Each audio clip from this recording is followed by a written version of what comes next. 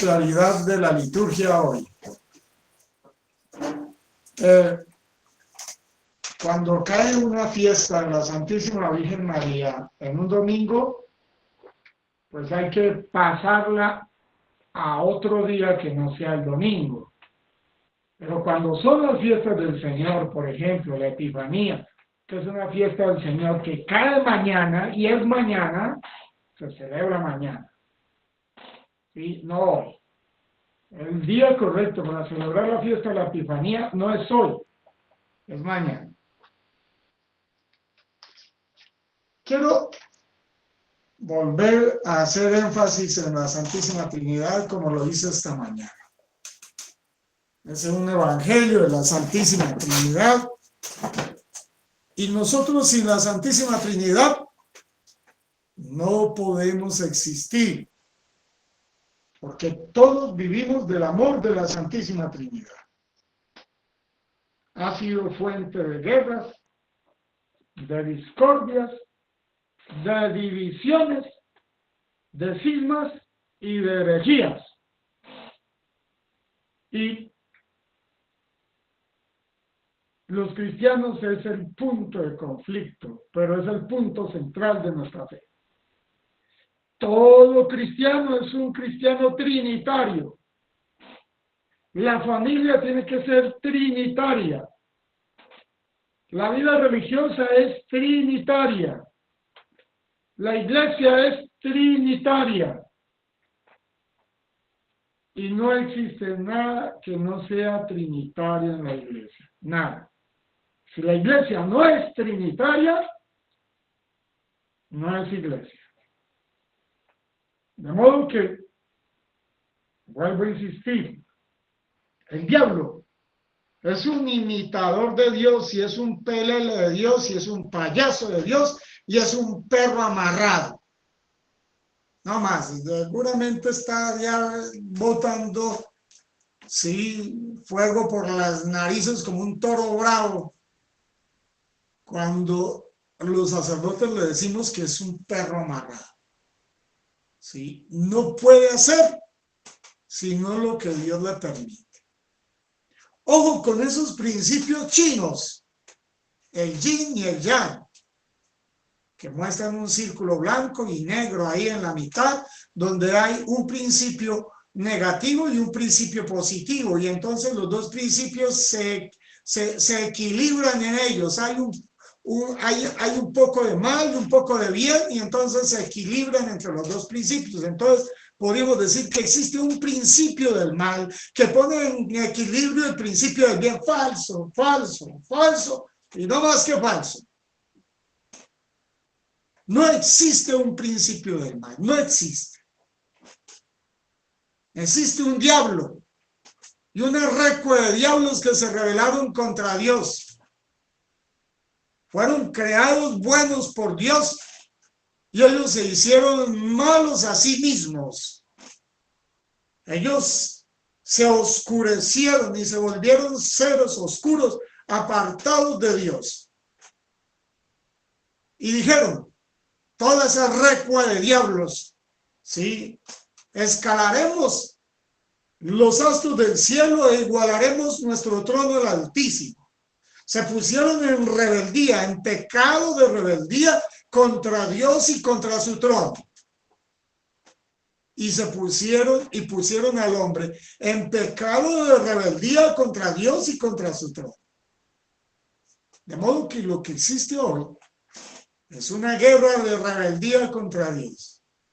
La primera guerra se dio solamente en el ámbito espiritual. Ahora esta guerra se da tanto en el ámbito espiritual como en el ámbito material, porque nosotros somos materiales. Y la gente, con los susurros de los diablos, desobedece a Dios. La gente, con los susurros de los diablos, es decir, cae en toda clase de fatuidades, de necedades, de cosas grotescas, violando las leyes de Dios ramplantemente en todos los sentidos.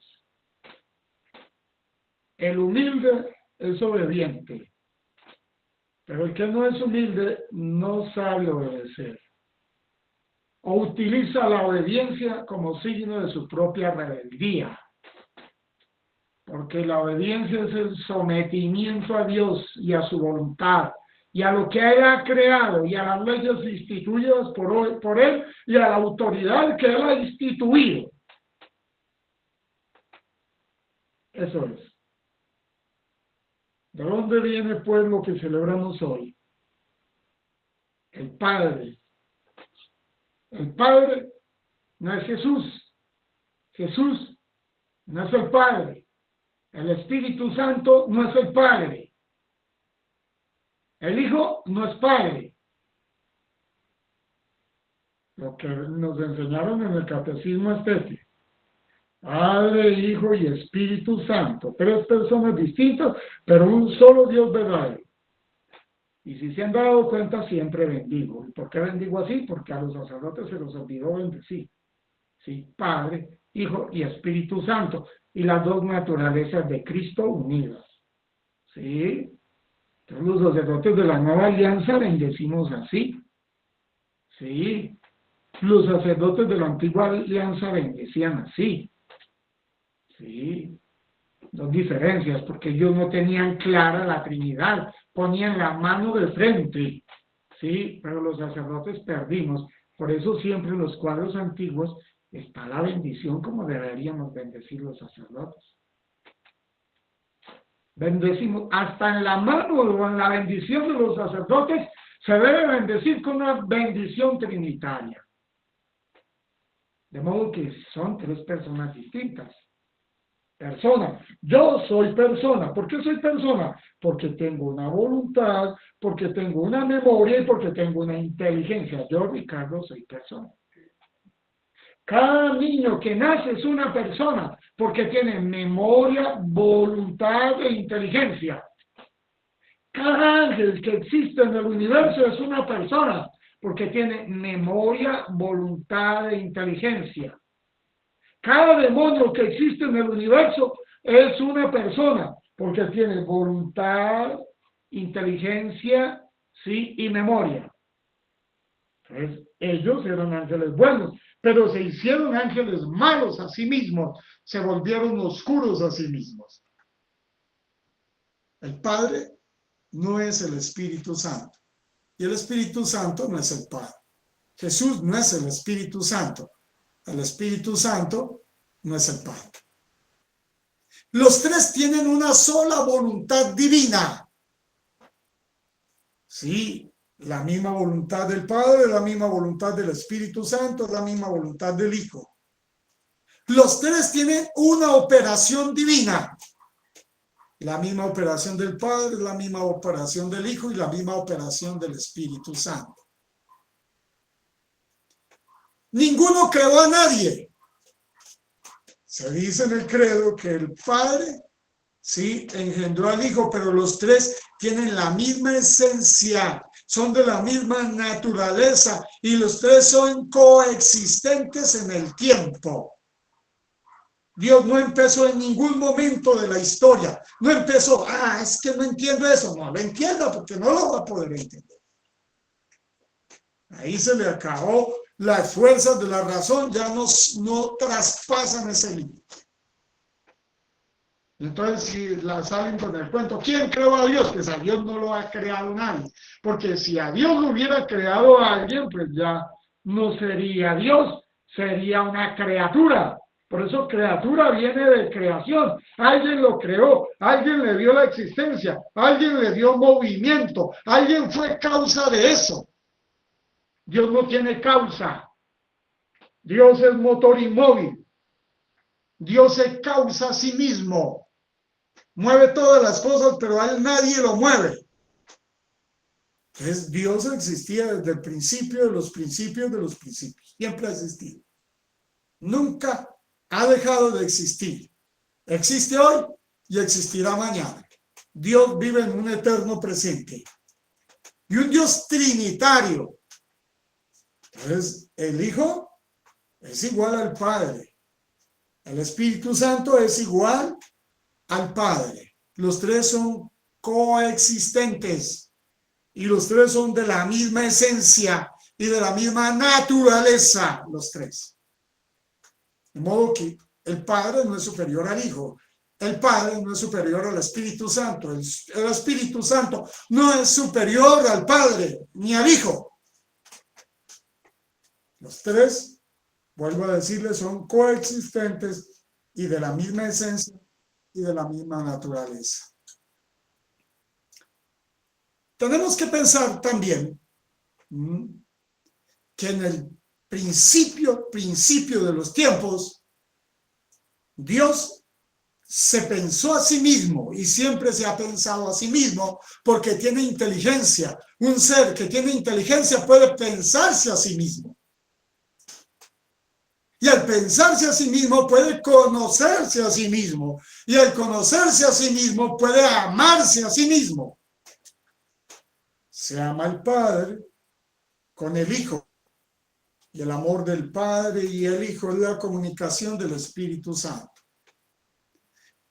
El Padre ama al Hijo, el Hijo recibe el amor del Padre y es la comunicación del Espíritu Santo. Por eso en toda la creación, sí, es decir, cuando Dios estaba en esa soledad, decir, antes de que todo existiera, antes de que los ángeles existieran, antes de que los diablos que fueron creados buenos y se hicieron malos a sí mismos existieran, Dios estaba solo en la nada. No había universo, no había estrellas, no había galaxias, no había nada. Solo. Y ahí solo Dios dijo, amándose en un amor eterno, Dios no necesitaba la creación para amarla, ¿no? Sí. Amándose perfectamente, sin mengua de él, sí. Porque Dios no necesita que nosotros lo alabemos, ni que lo glorifiquemos. Y muy tontos los que piensan que Dios existe porque yo lo creo con el pensamiento. Esas son ideas ateas y aborrecibles de los ateos. Ah, Dios existe porque yo lo creé con mi pensamiento. Dios existe objetivamente, independientemente de lo que yo crea. Y existe desde el principio de los principios de los principios, en un tiempo sin tiempo, en una eternidad de las eternidades, en un tiempo que es un eterno presente. Ahí vive Dios. Y en ese tiempo que es un eterno presente, Dios en la Trinidad se dijo a sí mismo, conviene que no estemos solos. Y este amor que nos tenemos entre las tres personas, es bueno hacer una creación para que la amemos. Hicieron todo este universo, hicieron los ángeles, que son hijos de Dios como nosotros, porque son seres personales, aunque no tienen cuerpo. Nos hicieron a nosotros, ¿sí? La unión perfecta entre la materia y el espíritu. Y nos hicieron para amarnos, no para destruirnos. Y el libro de la sabiduría dice, si lo hubieras odiado, no lo hubieras creado. Dios no crea lo que odia. Todo lo que hizo Dios fue bueno. Y en uno de los libros que sí, que yo escribí en el desierto, yo sabía perfectamente que Dios creó seres, perdón, hay seres que no creó Dios y que vienen por instigación de los diablos de la primera tierra, que ahora no me voy a detener esos, o sea, animales aquí, ¿sí? Y otra clase de seres, porque Dios todo lo que ha creado fue para bien. Dios no ha creado ni el cáncer, ni las enfermedades, ni nos quiere amolar con todas esas clases de cosas, nos quiere, es decir, dañar con todas esas clases de cosas. No, Dios nos quiere sanos, libres y felices. Y para eso nos creó. Por eso tenemos ese deseo de la felicidad por dentro. Nos creó inmortales. Tenemos el deseo de la inmortalidad por dentro. Y no nos creó para la esclavitud. Sí, tenemos ese deseo de ser libres por siempre. Pero los diablos han creado un mundo de egoísmo, de caos, y en ese mundo no somos dioses. En ese mundo somos esclavos. Y en ese mundo vamos a sufrir. Y en ese mundo, aunque inmortales, siempre seremos igual que los diablos, sufriremos eternamente. El amor de la Trinidad se manifiesta en todas partes.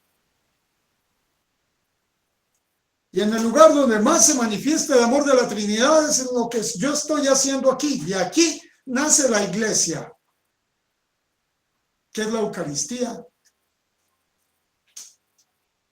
Jesucristo se ofrece al Padre en un sacrificio incruento, sí, incruento, que se actualiza en cada Eucaristía que se celebra. Y Jesucristo se consagra en esta hostia por la invocación del Espíritu Santo, la epíclesis sobre esta hostia. Equivocados los sedevacantistas, por su propia boca morirá. Equivocados todos los católicos desobedientes. Nunca se han cambiado las palabras de la consagración. Tanto en el rito etíope, maronita, en los ortodoxos, y en todos ellos pueden conservar las palabras intactas, aunque vean miles de ritos ahí, las palabras mismísimas de Jesús están ahí. Eso es lo que hace la Eucaristía. Y aquí en la Iglesia Católica hay una sola forma de celebrar la Eucaristía y se conoce como el rito romano. Rito etíope, rito ambrosiano, pero nosotros tenemos un rito. Y por definición del Papa Benedicto XVI tenemos dos formas de celebrar la Eucaristía. Con la declaración del Papa San Pío V, que prohibió hacer cualquier modificación a esa misa que se celebra y que algunos celebran, y que el Papa, tanto Juan Pablo II con Ecclesia Dei Afflicta, trataron de recuperar. Y el Papa Paulo VI, que instituye la Eucaristía que estamos celebrando, sin cambio en las palabras de la consagración, las mismísimas palabras de Jesús. Las cosas se conservan como tal. Y no van a pensar que aquí hay menos Eucaristía, como algunos sacerdotes necios niegan eso. Sí, no hay menos Eucaristía aquí, ni menos Eucaristía en los etíopes. Es la misma Eucaristía y el mismo cuerpo del Señor. No hay menos Eucaristía. Se pronuncian las mismísimas palabras del Señor con la epíclesis y la invocación del Espíritu Santo por un sacerdote válido con pan ácimo, no puede ser otra cosa, y vino de uvas, no puede ser otra cosa. Elementos esenciales para que haya una Eucaristía donde sea que se celebre. Aquí está Jesús cuando lo consagra el sacerdote. Se hace la epíclesis, invocación del Espíritu Santo. El Espíritu Santo hace posible que esto se convierta en el cuerpo, la sangre, porque es el encargado de santificar. Jesucristo es el encargado de redimir y el Padre Eterno es el encargado de crear. Pero no significa que el Padre, entonces como el Padre creó, entonces los otros dos personas de la Trinidad entonces estaban ausentes. No, cuando el Padre estaba creando, ahí estaban las otras dos personas de la Trinidad, el Hijo y el Espíritu Santo. Cuando el Espíritu Santo santifica la hostia, sí, para que se convierta en el cuerpo de Jesús, aquí está el Padre, el Hijo y el Espíritu Santo, porque ninguno actúa por separado. Y bien, un teólogo católico, Bruno Forte, dice, en la cruz murió la Trinidad. Sí, porque murió Jesucristo por un cuerpo humano que tenía, sí, y que tiene. Sí, murió la Trinidad. Entonces, Jesucristo tiene dos voluntades. Una voluntad divina con el Padre y el Espíritu Santo. ¿Sí? Y una voluntad humana. Y ahí surgió el eutiquianismo a decir, no, entonces la naturaleza divina absorbió la humana como una gota de agua, se funde en el mar. La iglesia condenó eso. La naturaleza humana y divina de Jesús coexisten perfectamente las dos, y la naturaleza divina no absorbe a la naturaleza humana de Jesús. Entonces, en la naturaleza divina, Jesús tiene una voluntad divina con el Padre y el Espíritu Santo, y tiene una voluntad humana por ser hombre. Jesús tiene dos operaciones. Una operación divina con el Padre y el Espíritu Santo, y una operación humana porque es un hombre perfecto. De modo que Jesucristo tiene una alma humana como yo la tengo, como Oscar la tiene y como Carlos la tiene. Es hombre perfecto y completo, sin dejar de ser Dios. De modo que Jesucristo ha asumido la carne y la sangre, y la ha asumido de la Virgen María. La Virgen María le ha dado la carne y la sangre. Sangre de mi sangre y carne de mi carne. De modo que Jesucristo, sí, no es un fantasma etéreo, ni antes de la cruz, ni en la cruz, ni ahora en el cielo. Porque el cielo existe después de que Jesucristo entra y los cielos se abren y se crean para la entrada de Jesucristo en el cielo, con todos los santos de toda la historia.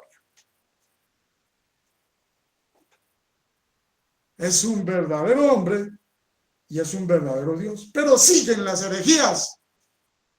Entonces empezaron a decir que apareció otro sujeto que se llamaba Nestorio y empezó a decir que en Jesús habían dos sujetos, un sujeto humano y un sujeto divino, y que la madre de Jesús, o sea, la Virgen María, era madre del sujeto humano, pero no era madre del sujeto divino. Y la iglesia dijo, no. Sí, hay una unión hipostática entre la naturaleza humana y la divina. No se mezclan las dos naturalezas como una colada hueso, pero las dos son inseparables. La una y la otra están tan unidas perfectamente que no se puede describir eso racionalmente. Entonces, en Jesucristo coexisten dos naturalezas, pero no son dos sujetos. Existe el sujeto que es Jesús.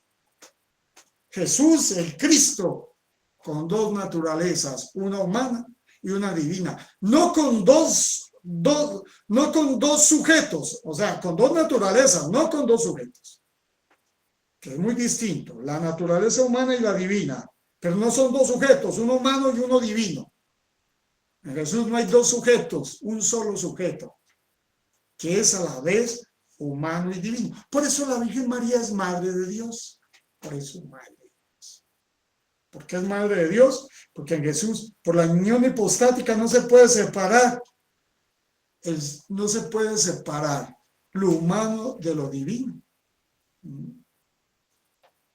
Jesús es verdadero hombre y es verdadero Dios en todo el sentido de la palabra. Y Nestorio decía que la Virgen María era madre del sujeto humano, pero no era madre del sujeto divino. O sea, negaba la maternidad de la Virgen María.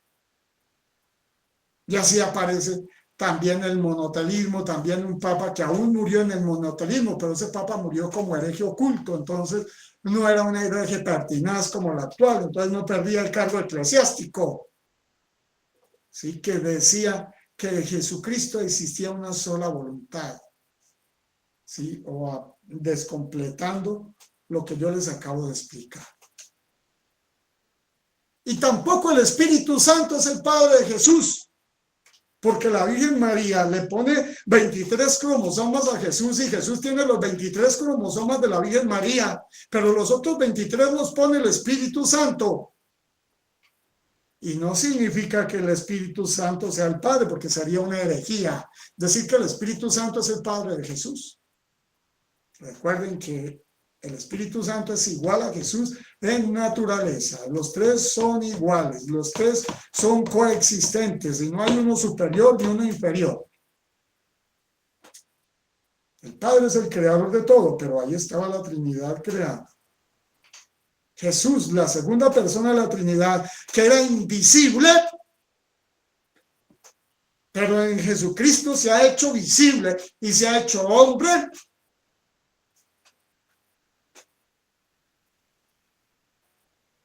Ahí tenemos nosotros la segunda persona de la Trinidad muriendo en la cruz. Y Mel Gibson lo expresó perfectamente en la película. Cuando el Padre Dios pone por su sentencia a Dios, que es omnipotente, omnipresente y omnisciente, por sentencia divina hace que todo el infierno esté alrededor de la cruz y contemple su derrota, porque ellos no sabían que ahí en la cruz estaba muriendo el Hijo de Dios y que tanto al Satanás pretencioso eso quería que la unión hipostática se hiciera con él. Pretencioso. Sí, del cielo vi caer a Satanás como un rayo por ser soberbio y la Virgen María para arriba, excelsior, sube más por ser humilde. Entonces en la cruz dice Bruno Forte que murió la Trinidad. En ese sentido, claro que es una palabra para mí bellísima. Entonces, cuando yo celebro la Eucaristía, el Espíritu Santo la santifica, la convierte en el cuerpo de Jesucristo. Y aquí se ofrece el sacrificio a nuestro Padre Dios, y este es el sacrificio más perfecto de todo el universo, cada que se celebra una Eucaristía. Pero los diablos nos confunden para que la celebremos en desobediencia, porque el único que puede dar autoridad a un sacerdote, a un obispo, a un cardenal para celebrar la Eucaristía es el Papa. Cuando no está el Papa, es el mismo Jesucristo desde la sede vacante. El resto, que celebre la Eucaristía de otra manera. Los ortodoxos son impostores y ladrones de las bodegas de la sangre de nuestro Señor Jesucristo. Los bergoglianos son impostores y ladrones de la sangre de nuestro Señor Jesucristo. Consagran válidamente la Eucaristía, pero la consagran sin permiso de Dios.